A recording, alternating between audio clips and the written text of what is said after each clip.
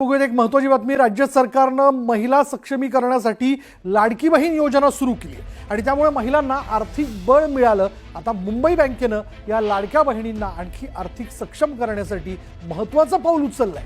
10 लाख लाडक्या बहिणींना प्रत्येकी 1 लाखांचं बिनव्याजी कर्ज दिलं जाणार आहे आणि त्यामुळे लाडक्या बहिणींना छोटा मोठा उद्योग व्यवसाय सुरू करणं शक्य होईल। तसंच 5 ते 10 महिलांना एकत्र येऊन एखादा मोठा व्यवसायही सुरू करता येणार आहे। विशेष म्हणजे लाडक्या बहिणींना दिल्या जाणाऱ्या या कर्जाचा व्याजाचा परतावा राज्य सरकार देणार आहे। मुंबई बँकेचा हा निर्णय मुंबईतील लाडक्या बहिणींना आर्थिकदृष्ट्या सक्षम करण्याच्या दृष्टीनं महत्त्वाचा ठरणार आहे।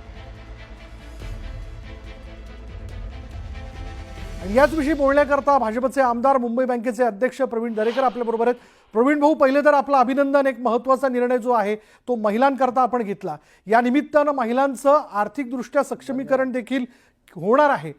थेट प्रश्न, आता लाडक्या बहिणी ज्या आहेत ते कान देऊन ऐकतायत की जर याकरता आपल्याकडे आम्हाला अर्ज करायचा आहे, काय करावं लागेल, कशा स्वरूपाचा हा निर्णय, कसा फायदा होईल?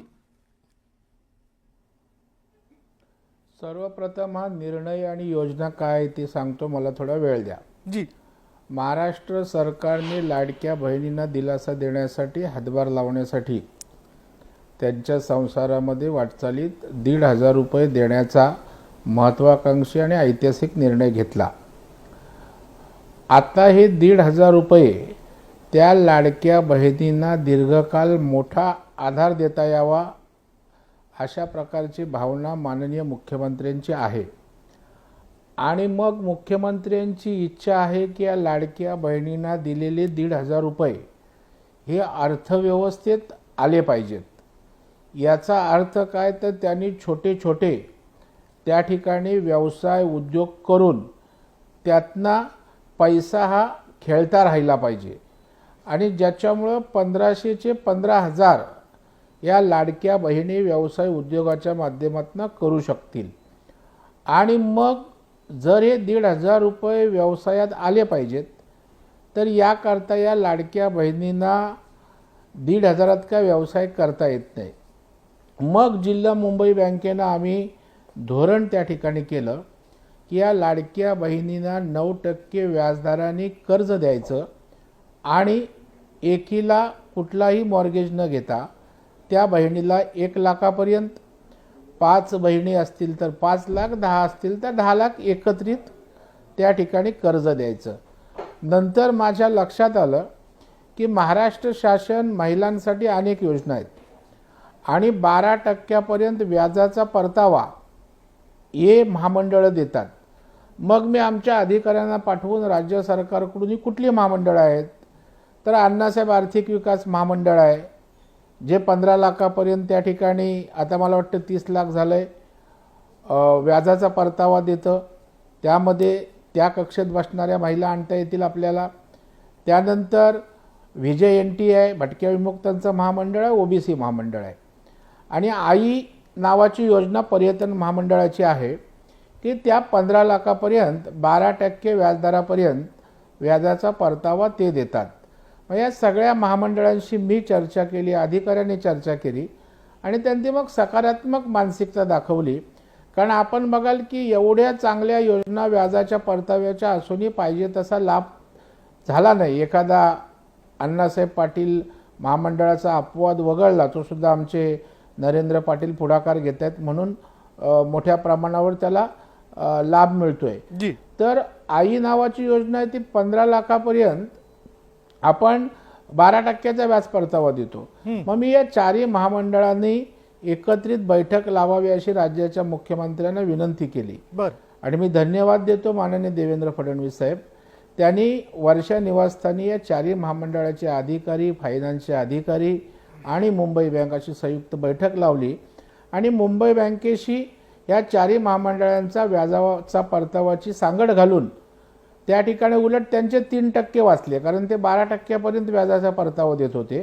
आणि मग इंटरेस्ट परत आल्यानंतर त्या महिलेला लगेच पुन्हा आपण ते व्याज परत करणार, जेणेकरून तुला 0% व्याजदराने या लाडक्या बहिणीला कर्ज उपलब्ध होईल आणि तिचा पैसा आणि त्यांनी केलेल्या ग्रुपच्या माध्यमातून जे छोटे व्यवसाय उभे राहतील त्यातनं आपल्या अर्थव्यवस्थेत पैसे खेळते राहतील आणि जो मूळ उद्देश आहे महिलांचं सबलीकरण, ते महिलांचं सबलीकरण खऱ्या अर्थाने आर्थिक सबलीकरण होईल, महिला आर्थिकदृष्ट्या अत्यंत सक्षम होतील. प्रवीण भाऊ, एक ठराविक संख्याच महिलांची आपण ठरवली आहे का की इतक्याच महिलांना हा लाभ दिला जाईल? नाही, एक लक्षात ठेवा, खरं म्हणजे राज्यभर ही योजना लागू शकते. बरं, परंतु मी आपल्या आवाक्यात मी एका जिल्हा बँकेचा अध्यक्ष आहे आणि म्हणून मुंबईपुरती ही योजना राबवण्याचा निर्णय गेला. तसं बँकेचं धोरण बनवलं. आता मुंबईत 12-13 लाख लाडक्या बहिणी आहेत, ज्या 1,500 रुपये त्या ठिकाणी राज्य सरकारकडून त्यांना मिळतात. आता मला वाटतं त्यांचं स्क्रुटिनी चाललं आहे. 1-2 लाख महिला कमी झाल्या तरी 10 लाखाच्या आसपास मुंबईत महिला राहतील. आणि मग जर या 10 लाखातले तर 1 लाख अकाउंट आमच्या जिल्हा बँकेतच आहेत, ज्यांच्यावर आम्ही थेट प्रयोग करू शकतो, ज्यांना थेट लगेच कर्ज प्रक्रिया करून उद्योग व्यवसायात मार्गदर्शन करून उभं करू शकतो. आणि त्याच्यामुळे मला वाटतं 10 लाख ही फिगर काही छोटी नाही आहे ना. त्यातनं जशा जशा या महिला त्या ठिकाणी पुढे येतील तसं तसं त्यांना त्या ठिकाणी कर्ज मंजूर करणं, व्याजाचा परतावा मिळवून देणं आणि त्याचबरोबर उद्योग व्यवसायासाठी सुद्धा मार्गदर्शन करून त्यांना मार्केटिंग उपलब्ध करून देण्याचा मानस अशा प्रकारच्या योजनेमध्ये आहे. आणि याकरता मी मुंबईच्या महापालिका आयुक्तांशी बोललोय, अतिरिक्त आयुक्तांशी बोललोय की जे मॉल आहेत की मुंबईतला मार्केटिंगमध्ये जिथे जिथे स्कोप आहे तिथे त्या ठिकाणी मार्केटिंगसुद्धा या महिलांनी निर्माण केलेल्या छोट्या मोठ्या वस्तूंना मिळवून द्यावं, जेणेकरून महिला या अर्थव्यवस्थेच्या प्रक्रियेमध्ये माझ्या लाडक्या बहिणी सहभागी होतील आणि महाराष्ट्राच्या आर्थिक उलाढालीमध्ये त्यांचाही खारीचा वाटा त्या ठिकाणी असू शकेल. आणि माननीय मुख्यमंत्र्यांना जे वाटतं की या ठिकाणी हे पैसे जर इकॉनॉमीमध्ये आले तर त्या ठिकाणी शासनालाही त्या ठिकाणी हातभार लागणार आहे. प्रवीण भाऊ, अर्ज केल्यानंतर किती दिवसात हे लाख रुपयाचं कर्ज मिळेल? आणि जोडून जसं तुम्ही म्हणालात की नुसतं हे कर्जच नाही तर या महिलांना नेमका कुठला उद्योग करावासा वाटतोय हे जाणून घेऊन त्यांना मार्गदर्शन करून पुढे देखील माणसं त्यांना जोडून दिली जाणार का? हो, नक्कीच. कारण शेवटी नुसतं कर्ज देऊन चालणार नाही. कर्जाचा अर्ज आला आमच्या ब्रांचला, मुंबईत साधारणतः 50 ब्रांचेस आमच्या आहेत, 3 एक्सटेन्शन काउंटर आहेत. आणि त्या ठिकाणी अर्ज आल्यानंतर अर्जाची प्रोसेस होईल आणि ते अर्ज मग आमच्या संचालक मंडळापुढे येईल आणि साधारण 10-15 दिवसामध्ये या सगळ्या प्रक्रिया पूर्ण होतील. आमचा प्रयत्न राहणार आहे, आम्ही संचालक ब्रांचला शाखा स्तरावरच अधिकार देणार आहे, जेणेकरून पुन्हा तो 15 दिवसाचा वेळ वाचून त्या ठिकाणी आपल्याला आठवडाभरात सुद्धा देता येतं आहे का असा आमचा प्रयत्न राहील. आणि याचं मार्केटिंग करून देण्यासाठी सुद्धा आम्ही विविध यंत्रणांशी बोलतोय. माननीय मुख्यमंत्र्यांना मी विनंती केली की सरकारच्या जी छोटी मोठी कामं असतात ती सुद्धा जर या महिलांना प्राधान्याने त्या ठिकाणी दिली तर त्यांनाही सोपं पडेल आणि त्याही ताकदीनं पुढे येतील, त्यांनी आर्थिकदृष्ट्या भक्कम होतील. आता उदाहरणादाखल मी आपल्याला सांगतो की मी जो एका सेक्टरवर प्रयोग करतोय की माननीय प्रधानमंत्री नरेंद्र मोदी साहेबांनी खनिजमधून मुंबईमध्ये हजारो शिलाई मशीन त्या ठिकाणी दिलेले आहेत. मागे एक कार्यक्रम आमचा झाला, प्रसाद लाडने पुढाकार घेतला, 6,000 मशीन आम्ही षण्मुखानंदला माननीय मुख्यमंत्र्यांच्या हस्ते वितरित केल्या. आता या 6,000 मशीन आम्ही त्यांना दिलेल्या आहेत, परंतु त्या ट्रेन आहेत का ज्यांना दिल्या आहेत, त्या नसतील तर त्यांना ट्रेनिंग देणं आणि जर ट्रेन झाल्या तर त्यांना सुई, दोरा, कातर, कापड यासाठी समजा उद्या 25,000 लागले, 50,000 लागले तर ते उपलब्ध होतील आणि त्या व्यवसाय करतील. त्यांना शिलाई मशीन एका योजनेत आणले पण ते व्यवसाय काय करणार, पुढे काय? त्याच्यामुळे मला वाटतं त्यांनी व्यवसाय करून त्यांचा पैसा अर्थव्यवस्थेत यावा आणि शासनालाही एक प्रकारची मदत होणार आहे. कारण सातत्यानं टीका होते, बर्डन येतं, हे असं करतंय शासन, तसं करतंय, तर पैशाची कमीच होणार नाही. उलट माझ्या या महिला भगिनी, लाडक्या बहिणी महाराष्ट्राच्या अर्थव्यवस्थेला आपल्या परीनं त्या ठिकाणी बळकटी देतील अशा प्रकारचं हे नियोजन त्या ठिकाणी आहे. आणि मला वाटतं मुख्यमंत्र्यांनी पुढाकार घेतलाय. सरकारचे खात्यांचे अधिकारी या साठी त्या ठिकाणी चांगले सकारात्मक आहेत. आणि मला वाटतं ही योजना लवकरात लवकर त्या ठिकाणी आम्ही कार्यान्वित करू. तशा प्रकारचं शासन स्तरावर GR काढण्याचं सुद्धा काम आहे. कारण माननीय मुख्यमंत्र्यांनी त्या ठिकाणी वर्षाच्या बैठकीत अशा प्रकारचा निर्णय घेण्याचे स्पष्ट आदेशही त्या ठिकाणी दिलेले आहेत. म्हणजे हा जो निर्णय आहे हा केवळ मुंबई बँकेपुरता मर्यादित न राहता हा राज्यभरातल्या सगळ्या बँकांना लागू होईल का? नाही, नक्कीच या प्रसंगी राज्य सहकारी बँकेचे अध्यक्ष प्रशासकीय मंडळाचे आनास्कर होते. त्याचबरोबर मुख्यमंत्र्यांनी हेही सांगितलं की पहिलं आपण एक सक्सेस मॉडेल त्या ठिकाणी तयार करा. आणि आम्ही जसं सेल्फ डेव्हलपमेंटचं सक्सेस मॉडेल केलं का आपण सगळ्यांना पुरं पडू शकत नाही, परंतु कुणीतरी तिकडे पुढाकार घ्यावा लागतो. आज आम्ही सेल्फ डेव्हलपमेंट केलं. ठाणे जिल्हा मध्यवर्ती बँकेनं हाऊसिंग सेल्फ डेव्हलपमेंटला पैसे द्यायला सुरुवात केली. आता मुंबई जिल्हा बँकेची अशा प्रकारची योजना सफल झाली, कार्यान्वित झाली की निश्चित राज्यामध्ये काही 4-5 अपवादात्मक बँका सोडल्या तर सगळ्या जिल्हा बँका अशा प्रकारची योजना त्या ठिकाणी शासनाशी समन्वय करून आणू शकतात. आणि महाराष्ट्रामध्ये अनेक सहकारी संस्था मजबूत ताकदवान आहेत. तर अशा प्रकारे शासनाने त्यांच्या योजनेची सांगड घातली तर मला वाटतं पैसे अजिबात कमी पडणार नाहीत. हजारोंच्या लाखोच्या संख्येनं महिला उद्योग व्यवसायामध्ये त्या ठिकाणी कार्यरत होऊन त्या ठिकाणी अर्थव्यवस्थेत त्यांचा पैसा येऊ शकतो, त्या ताकदवान होऊ शकतात. या योजनेचा लाभ घेण्यासाठी म्हणजे बिनव्याजी हे 1 लाख रुपये मिळवण्याकरता महिलांनी अर्ज नेमका कसा करावा? म्हणजे साधे साधे प्रश्न आता या क्षणाला लाडक्या बहिणींच्या मनात असतील. दुसरं असं की काही शैक्षणिक पात्रता, अटी शर्ती, माझ्या लाडक्या बहिणी माझ्या लाडक्या बहिणी बऱ्याच अंशी त्या ठिकाणी काही अशिक्षित आहेत, काहींना माहीत नसतं. त्याच्यामुळं आमच्या शाखा स्तरावर त्या ठिकाणी आमच्या शाखा व्यवस्थापकडे गेल्यानंतर त्या ठिकाणी तो पूर्णपणे या संदर्भातली तपशीलवार माहिती देईल. त्यानंतर आमचा कर्जाचा अर्ज आहे. मी त्या ठिकाणी धोरण बनवत असताना जास्त किचकट अर्ज बनवू नका. कारण आपण जे पैसे देऊ त्याच्यासाठी मॉर्गेज आपण घ्यायचं नाही. कारण 1 लाखाचं कर्ज आहे, त्यांचा 1,500चा रिटर्न्स ते आपण त्याच्यामध्ये हप्ता त्यांचा बसवू.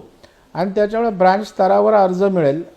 आमची हेड ऑफिसला त्या ठिकाणी 4-5 जणांची या विषयासंदर्भात मार्गदर्शक टीम त्या ठिकाणी आहे. आणि मग ब्रांच स्तरावर तो अर्ज आल्यानंतर स्क्रुटिनी होईल. सद्यस्थितीत आमच्याकडे हेड ऑफिसला बोर्डाकडे मंजुरीसाठी येऊ शकतो किंवा MD स्तरावर, CGM स्तरावर. पण आम्ही येणाऱ्या काळामध्ये हे प्रमाण नक्की वाढणार आहे. कारण प्रतिसाद प्रचंड प्रमाणावर मिळतो आहे.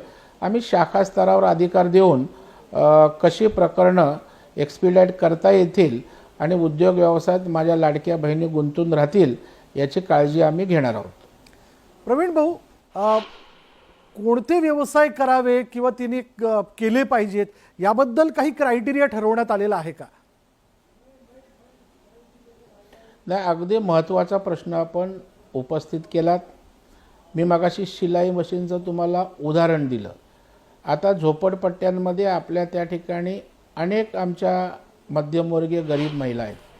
त्या जर एखाद्या झोपडपट्टीमध्ये 5 जणी एकत्रित आल्या, कुठं कॉस्मेटिकचा व्यवसाय केला, कुठं पिशव्या बनवण्याचा केला, काही ठिकाणी आपल्या महिला भगिनी आपल्याला डबा बनवू शकतात. आज चाकरमानी जेव्हा कामावर जातात नोकरदार वर्ग, त्यावेळेला त्यांना डबा पुरवण्याचं काम होऊ शकतो. आता अशा प्रकारचे या योजनेमध्ये 41 व्यवसाय आहेत. MTDC कुठल्या व्यवसायाला कर्जाचा परतावा देते, हे 3 महामंडळे कशा पद्धतीनं देतात, आणि या व्यवसायामध्ये या महिलांना त्या ठिकाणी बसवून त्या साच्यामध्ये त्या ठिकाणी कर्ज त्यांना आम्ही देणार आहोत आणि व्यवसायाला त्या ठिकाणी प्रवृत्त करणार आहोत. अनेक छोटे मोठे व्यवसाय यातनं होणार आहे काय की एक माणूस मोठा होण्यापेक्षा उद्या आम्ही एखाद्या साखर कारखान्याला कर्ज देतो 50-100 कोटीचं, मोठी रिस्क असते. आम्ही इकडे हजारो महिलांना त्या ठिकाणी 1-1 लाख देणार आहोत, रिस्कही नसते. त्याचबरोबर अनेक महिलांच्या हाताला काम मिळेल, महिला आर्थिकदृष्ट्या सबळ होतील. आणि त्याच्यामुळे मोदी साहेबांचा जो उद्देश आहे की गरिबाचं कल्याण, शेवटच्या माझ्या भगिनीला त्या ठिकाणी आपण सक्षम करण्यासाठी, सबळ करण्यासाठी सरकार पाठीशी आहे, ते माननीय देवेंद्रजींच्या नेतृत्वाखाली या ठिकाणी अशा प्रकारच्या योजनेच्या माध्यमातून करण्याचा आमचा अत्यंत प्रामाणिक प्रयत्न आहे. प्रवीण भाऊ, बचत गटातील महिलांना देखील म्हणजे किंवा बचत गटांना याचा कशा पद्धतीने फायदा होईल, त्यांनी ह्या योजनेमुळे त्यांना बूस्ट मिळणार आहे का? नाही, एक लक्षात ठेवा, याच्यामध्ये मी अत्यंत, आपण वेळ देत आहे, मी आभार मानतो आपला, की हा विषय आज लाखो महिलांपर्यंत पोचणार आहे आणि फार महत्त्वाचा आहे. आता महिला बचत गट हा वेगळा विषय आहे जी, महिला सहकारी संस्था, सेवा संस्था हा वेगळा विषय आहे जी, आणि या ठिकाणी लाडक्या बहिणींना 1500 रुपये मिळतात हा तिसरा घटक आहे. आता महिला बचत गटात या 1500 मिळणाऱ्या महिला असू शकतात, सेवा सहकारी संस्था महिलांच्या आहेत त्याच्यात असू शकतात, बरोबर. महिला मंडळ जी महापालिकेत वेगवेगळ्या प्रकारची काम करतात त्याच्यात 1,500 शासनाचे मिळणाऱ्या महिला असतील. आमचा क्रायटेरिया ज्या महिलांना 1,500 रुपये मिळतात, कारण आपला उद्देश काय, महिलाचं सबलीकरण, सक्षमीकरण, त्याच्यासाठी आपण 1,500 रुपये दिलेले आहेत. आपण केवळ 1,500 दिलेत आणि महिलांना सहानुभूतीवर जगायचं नाहीये, महिलांना स्वतःच्या पायावर उभं राहायचं आहे, बरोबर. आणि मग अशा वेळेला आमच्यासारख्याने पुढे येण्याची आवश्यकता आहे. सरकारनं पाठबळ सरकार देत आहे आणि मला वाटतं यातनं आम्ही निश्चितच काही सक्सेस मॉडेल उभी करू, यावर आमचा पूर्ण विश्वास आहे. यामध्ये मी कर्ज घेतलं, यानंतर त्या कर्जाचे हप्ते तर त्या महिलेला द्यायचे आहेत, त्याचा आकृतीबंध नेमका कसा असणार आहे, म्हणजे याविषयी देखील सगळं ऑन पेपर ठरवण्यात आलेलं आहे का? नाही, 100% एखादी जेव्हा पॉलिसी आपण बनवतो त्यावेळेला फिजिबिलिटी रिपोर्ट, त्या ठिकाणी कर्जाचा परतफेड कशी होणार, या सगळ्या गोष्टींचा विचार करूनच आम्ही धोरण बनवत असतो. आता 1500 रुपयामध्येच त्या महिला भगिनींचे हप्ते येऊ शकतात, कारण ही कर्ज आहेत ती 10,000ची असणार आहे, 25,000ची असणार आहेत, 50,000ची असणार आहेत, 1,00,000ची असणार आहेत. आणि मला वाटतं आम्ही ते 1500च्या आतच हप्ते बसतील, 1000, 1100, 1200 अशा प्रकारची ती योजना आहे. त्यांना वेगळे पैसे घेऊन हप्त्याची परतफेड करायला नको, अशा प्रकारची व्यूहरचना केली की शासनाच्या मिळणाऱ्या 1,500मध्येच त्यांना आम्हाला उभं करायचं आहे. काय कागदपत्र मी सोबत आणायची आहेत? तुमच्या ज्या ज्या वेगवेगळ्या शाखा आहेत मुंबई जिल्ह्यामध्ये, तिथे जात असताना चला माझं हे काम होणार आहे या आत्मविश्वासाने ती लाडकी बहीण घरातनं निघते, पण अशा वेळी काय कागदपत्र तिने सोबत ठेवली पाहिजे जर ती योजनेच्या अटी शर्तींमध्ये चौकटीत बसते तर? याच्यामध्ये ज्या महिला भगिनींची अकाउंट आमच्याकडे आहेत, ज्याचं मॅपिंग झालंय, म्हणजे आमच्याकडे साधारण 70-80 हजार अकाउंट्स आहेत ज्या अकाउंटमध्ये 1,500 रुपये येतात. तर आमच्याकडे ज्यांची अकाउंट आहेत त्यांच्यावर आम्ही पहिला प्रयोग करतोय, त्यांना आम्ही योजना लागू करतोय. त्याच्यामुळे ज्या बहिणींची लाडक्या अकाउंट आमच्याकडे नसतील त्यांनी पहिली अकाउंट्स त्या ठिकाणी आमच्याकडे आणावी लागतील, म्हणजे थेट आमचा त्यांच्याशी व्यवहार होईल. जर त्यांची अकाउंट्स त्या ठिकाणी दुसऱ्या बँकांकडे असतील तर त्या ठिकाणी एस्क्रो अकाउंटमधनं त्यांनी त्यांच्या त्या 1,500मधून त्या ठिकाणी परतफेड करायची असते. त्याच्यामुळे सर्वप्रथम जे मुंबई जिल्हा बँकेमध्ये अकाउंट्स आहेत ते या योजनेचा लाभ घ्यायला त्यांना प्राधान्यक्रम असेल. इतर बँकांमध्ये जे अकाउंट्स आहेत त्यांनी तात्काळ शिफ्टिंग करावी, मुंबई जिल्हा मध्यवर्ती बँकेत असावीत. त्यामुळं नंतर त्यांना काहीच लागणार आहे, कुठल्याही प्रकारचं मॉर्गेज नाही, साधा अर्ज भरायचा, फोटो लावायचा आणि त्या ठिकाणी त्यांना कर्ज मंजुरीचं पत्र मिळेल. एकच अट, त्यांचं अकाउंट मॅपिंग केलेलं, जे अकाउंट 1,500 रुपये अकाउंटमध्ये येतात ते आमच्याकडे असलं पाहिजे, नसेल तर इस्क्रो अकाउंटमधनं देण्याचं त्यांनी ॲफिडेव्हिट द्यावं. धन्यवाद प्रवीण दरेकरजी, आपल्या सगळ्या लाडक्या बहिणींना या योजनेबद्दल माहिती देण्याकरता आपण बराच वेळ दिला. पण हे मॉडेल जे आहे ते इतर देखील बँका खरं तर आपल्याकडे लागू करून लाडक्या बहिणींकरता राबवू शकता आणि या निमित्ताने महिलांना आर्थिकदृष्ट्या सक्षम करण्याकरता म्हणून एक पाऊल पुढे टाकल्या जाईल हे निश्चित आहे. यानंतर इथे वेळ झाली का